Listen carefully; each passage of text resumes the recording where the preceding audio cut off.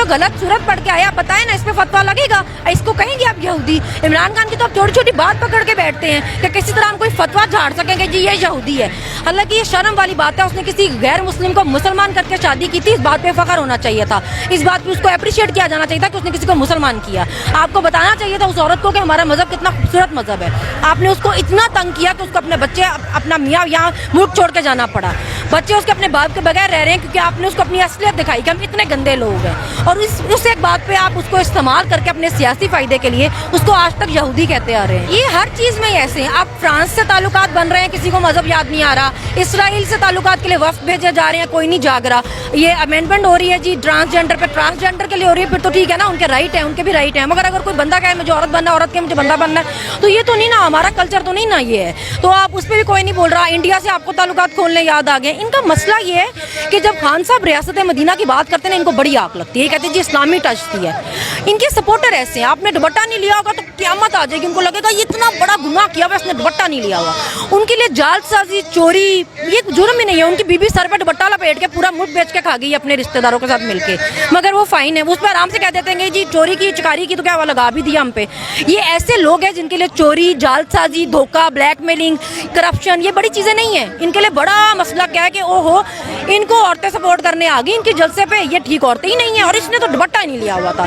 और भाई जो तुम्हारी बीबी हर जगह जाती है, जो स्टेजों पे चढ़ के लव यू बोलती फिरती है, वो औरत ही है। हरकतें उसकी औरतों वाली नहीं है, मगर वो औरत ही है ना। आप उसको क्यों हर जगह, उसके बाप और भाई मफरूर है, उस औरत को आगे करके क्यों जाती है? वो हर जगह औरत नहीं है, उसको कहो घर बैठो। वो औरत जाए जलसे करे, स्टेज पे चढ़ के लव यू बोले तो खैर है, दूसरों की औरतों को भी आप सारे को बातें कर देते हैं कि ये सही घरों की ही नहीं है। इतनी आपकी जरूरत हो गई है। और उनको तो शर्म आनी चाहिए यू टर्न की बात करते हुए। जो जलसों में खड़े होकर मरियम नवाजी फरमाती थी ना कि इमरान खान को वोट ना देना, इमरान को वोट दिया तो जरदारी को वोट है, जरदारी इमरान भाई भाई। तो अभी जरदारी किसका अब्बू है? जो बिलावल कहता था कि जी ये ज़ियाउल हक की पैदावार है, ये नाजायज़ औलाद है उसकी, ये यू टर्न नहीं होता। वो जो डीजल साहब फरमाते थे औरत की हुकूमत ही जायज़ नहीं है, अभी उसकी औरत को कंधे पे बिठा के घूम रहे होते हैं, तो ये यू टर्न नहीं होता।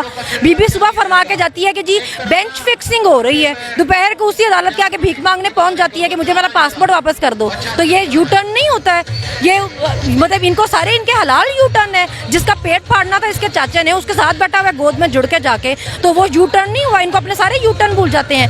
जरदारी साहब ने फरमाया था ना काफी कत्ल लीग है, सारी रात सुजात चौधरी के पैर पकड़ के बैठा रहा। यू टर्न नहीं होता ये। इनको अपनी शर्म नहीं आती इस तरह की बातें करते हुए? यू टर्न है या कौन सा टर्न है? अस्सलाम वालेकुम जी, मैं उस्मान मलिक और आप देख रहे हैं नया पाकिस्तान। महंगाई ने अवाम की कमर तोड़ के रख दी है जी, और इस महंगाई की कमर तोड़ने के लिए, इस हुकूमत की कमर तोड़ने के लिए अवाम भी घरों से निकल आए। आप पीछे देख सकते हैं अवाम की बड़ी तादाद लिबर्टी चौक पहुँच चुकी है। कप्तान के जो अगला लाहेअमल है उसका बेसब्री से लोग इंतज़ार कर रहे हैं। हमारे साथ मौजूद है कप्तान की सबसे बड़ी जियाली सपोर्टर सनम। आम बंदे का क्या हाल कर दिया है जो महंगाई है, एक मिडिल क्लास जो बंदा है उसका क्या हाल कर दिया आपकी नज़र में? तो ये जो बड़े दावे करके आए थे कि हम बड़े तजर्बाकार हैं, हम तो ऐसे हम तो वैसे, अब बताएं ना लोगों को इन्होंने क्या हाल किया है। अब क्यों रोते हैं मुफ्ता साहब आके टीवी पे कि आंसू बहा बहा के, टसवे बहा बहा के मर गए और हमसे तो हुआ नहीं। राना सनाउल्लाह साहब फरमा रहे थे कि जी हमसे तो महंगाई काबू नहीं हुई, बिल्कुल ठीक बात है नहीं हुई। तो फिर तुम लोग क्या करने आए थे? लोगों को बताओ ना कि तुम लोग कितने नालायक हो। अब तमाशे ना करके दिखाओ, तुम लोगों ने ठीक करना था। लोग भूखे मर रहे हैं। अब जहाँ सैलाब है वहाँ पे इतनी इमदाद आ रही है और वहाँ जा ही नहीं रही है। वहाँ लोग एक आटे के पैकेट के लिए एक दूसरे से लड़ मर रहे हैं कि वहाँ पे खाने की रोटी नहीं है। और ये बाहर अय्याशियाँ कर रहे हैं, ये 5-5 हज़ार पर डे के कमरे में स्टे कर रहे हैं। वो बीबी वहाँ पे 35 हज़ार के उसने 3 बैग, $35,000 के 3 बैग खरीदे हैं कल उसने, मरियम औरंगजेब ने। मतलब इनको शर्म भी नहीं आ रही है। ये लोग इतने बेशरम लोग हैं, अवाम के पैसे पे अय्याशी कर रहे हैं ये लोग। बाहर जाके कहते हैं कि सैलाब ज़दगान है, हमारे लिए पैसे दो, मुल्क के अंदर सैलाब आया हुआ है। इन पर यकीन कौन करे? यहाँ पे शाजिया मरी साहबा कह रही हैं हैकर्स ने हमला कर दिया।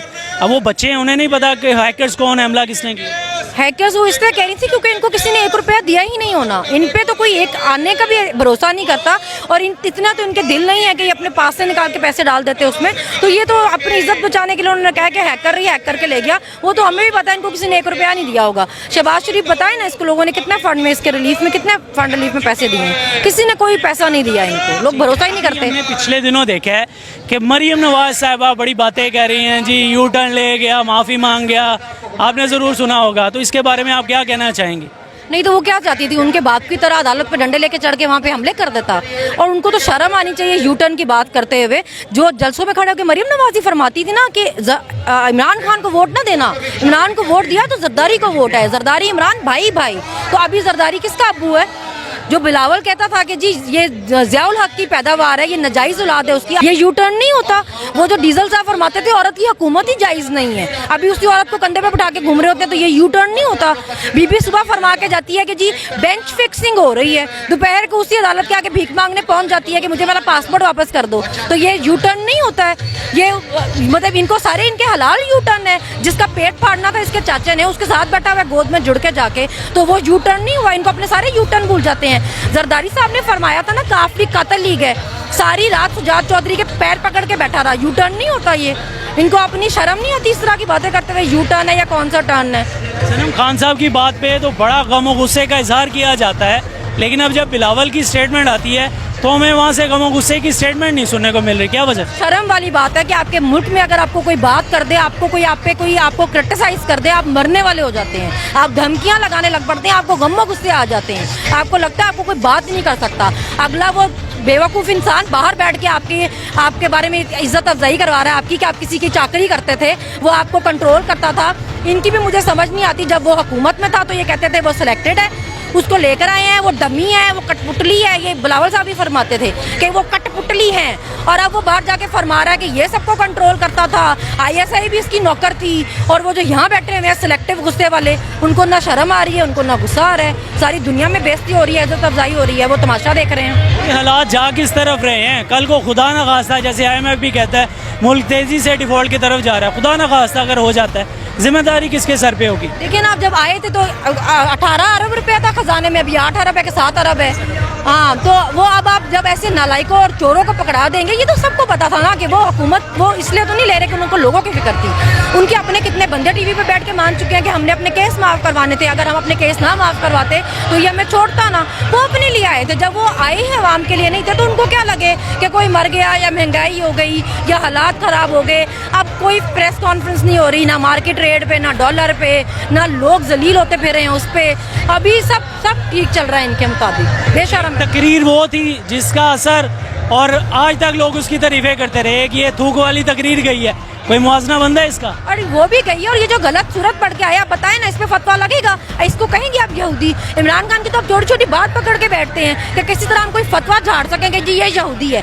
हालांकि ये शर्म वाली बात है, उसने किसी गैर मुस्लिम को मुसलमान करके शादी की थी, इस बात पे फख्र होना चाहिए था, इस बात पे उसको अप्रिशिएट किया जाना चाहिए था कि उसने किसी को मुसलमान किया। आपको बताना चाहिए था उस औरत को कि हमारा मजहब कितना खूबसूरत मजहब है। आपने उसको इतना तंग किया कि उसको अपने बच्चे, अपना मियाँ यहाँ मुल्क छोड़ के जाना पड़ा। बच्चे उसके अपने बाप के बगैर रह रहे हैं क्योंकि आपने उसको अपनी असलियत दिखाई कि हम इतने गंदे लोग हैं। और उस एक बात पे आप उसको इस्तेमाल करके अपने सियासी फायदे के लिए उसको आज तक यहूदी कहते आ रहे हैं। हालांकि ये तो फख्र करने वाली बात थी, उसने किसी काफिर को मुसलमान करके उससे शादी की थी। मुसलमान ठेकेदार बने फिरते हैं ये लोग, लेकिन जब बिल पास होता है, एक आपने पता ही होगा आपको, उसके बारे में लवातदाम कर दी जाती है। ट्रांसजेंडर बिल के नाम से बताया कुछ गया, लेकिन पसे पर्दा उसके जो हकायक थे वो कुछ थे। तब कहाँ दिए सारे मजहब के ठेके? ये हर चीज में ऐसे हैं। अब फ्रांस से ताल्लुकात बन रहे हैं, किसी को मजहब याद नहीं आ रहा। इसराइल से ताल्लुकात के लिए वफ्द भेजे जा रहे हैं, कोई नहीं जाग रहा। ये अमेंडमेंट हो रही है जी ट्रांसजेंडर पे, ट्रांसजेंडर के लिए हो रही है, फिर तो ठीक है ना, उनके राइट है, उनके भी राइट है। मगर अगर कोई बंदा कहे मुझे औरत बनना, औरत के मुझे बंदा बनना है, तो ये तो नहीं ना, हमारा कल्चर तो नहीं ना ये है। तो आप उस पर भी कोई नहीं बोल रहा। इंडिया से आपको ताल्लुकात खोलने याद आ गए। इनका मसला ये है कि जब खान साहब रियासत मदीना की बात करते हैं, इनको बड़ी आग लगती है, कहते हैं जी इस्लामी टच थी है। इनके सपोर्टर ऐसे हैं, आपने दुपट्टा नहीं लिया होगा तो क़यामत आ जाएगी, उनको लगेगा ये इतना बड़ा गुनाह किया हुआ, इसने दुपट्टा नहीं लिया हुआ। उनके लिए जालसाजी, चोरी ये जुर्म ही नहीं है। उनकी बीबी सर पे दुपट्टा लपेट के पूरा मुल्क बेच के खा गई अपने रिश्तेदारों के साथ मिलके, मगर वो फाइन है। उस पर आराम से कह देते हैं जी चोरी की, चिकारी की, तो क्या वो लगा भी दिया हम पे।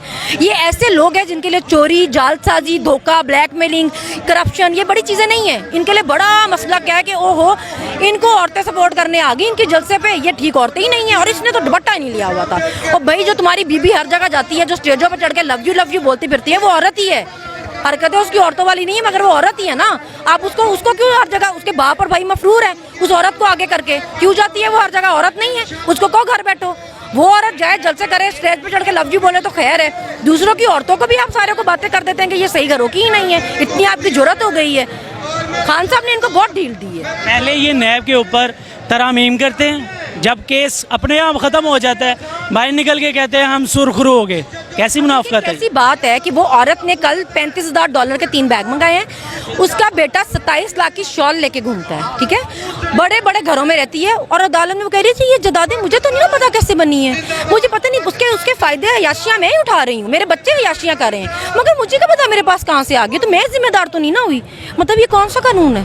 आप उस पैसे पे अयाशी कर रही है, मगर आपको उस पैसे का हिसाब नहीं देना, और बेशर्मों की तरह बाहर आके बता रही है कि देखो ये मैंने तो नहीं कमाई थी। वो तो हमें भी पता, बीबी तुम एक दिन कहीं नौकरी करने के काबिल नहीं हो, तुम इतनी नालायक हो, तुम स्कूल भी सिफारिशी कॉलेज करा के भर्ती हुई हो, पार्टी तुम्हें अपने बाप की वजह से मिली हुई हो, तो हमें भी पता तुम पैसे कमाने के काबिल नहीं हो। मियाँ तुम्हारा एक कैप्टन रिटायर्ड है, तो तुम्हारे पास कहाँ से पैसा आया? सवाल तो वही है ना, क्यों आया? तुम्हारा बाप प्राइम मिनिस्टर था, 3 दफा चोरी कर करके उसने अपने बच्चों के नाम सारा पैसा रखवा दिया है, तो अब हिसाब नहीं देना जो बच्चे उस पर अयाशी कर रहे हैं। तुम्हारे 16 साल के बच्चे अरबपति थे भाई तुम्हारे, तो वो हिसाब देना कहाँ से आया था वो।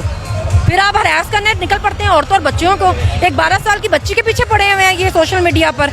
इनके 16 साल के गैंडे जो हैं वो अरबपति हो सकते हैं, मगर एक 12 साल की बच्ची का पॉलिटिकल ओपिनियन नहीं हो सकता, उसको सियासत में इंटरेस्ट नहीं हो सकता। इन्हें हजम क्यों नहीं आता? उस बच्ची के पीछे हाथ धो के क्यों पड़ गए शहरबानों के पीछे? शर्मी की हद तक कि आप जैसे सपोर्टर होते हैं, जैसे मैं अगर कोई बयान देती हूँ तो इमरान खान का इससे लेना देना नहीं है, वो मुझे जानते भी नहीं होंगे, मगर आप इतनी आप एक पार्टी की सदर बन गई है, चले गलती से बन गई, आप अपने ऑफिशियल पेज से छाप रही हैं कि जी ये फितना फसाद करा रहा है, मजहब काट, अपने पेज से खेल रही हैं। और इतने बड़े आपके हिना परवेज भट्ट जैसी MP MNA जो भी है वो फालतू औरत, वो अपने अकाउंट से कह रही है कि जी बच्ची की कैसी तरबियत की है, बच्ची को उसकी माँ ने का चोरी चकारी करना सिखा दी है।